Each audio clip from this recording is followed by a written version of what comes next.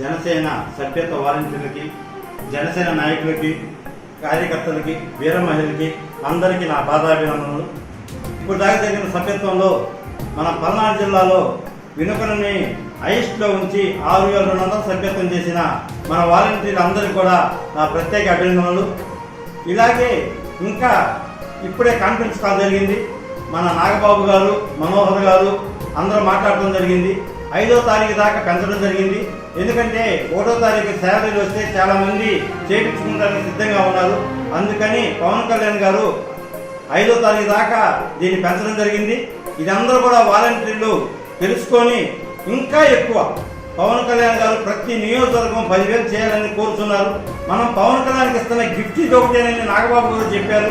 వీరందరూ కూడా ఎక్కువ ఆసక్తి చూపించి ప్రతి ఒక్క ఇంటిని టచ్ చేద్దాం, ప్రతి ఒక్కరిని అడుగుదాం.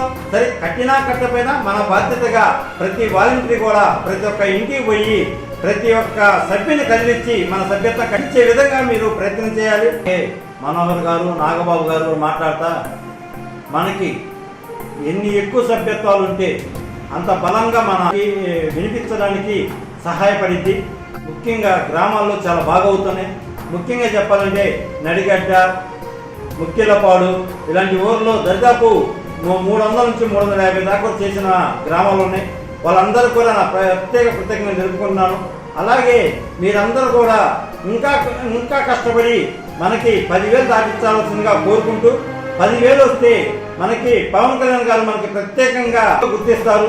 మన సమస్యలు తీర్చుకోవడానికి కూడా, మనం నాయకత్వం బలపడటానికి కూడా ఈ సభ్యత్వాలు ఎంతో ఉపయోగపడతాయి.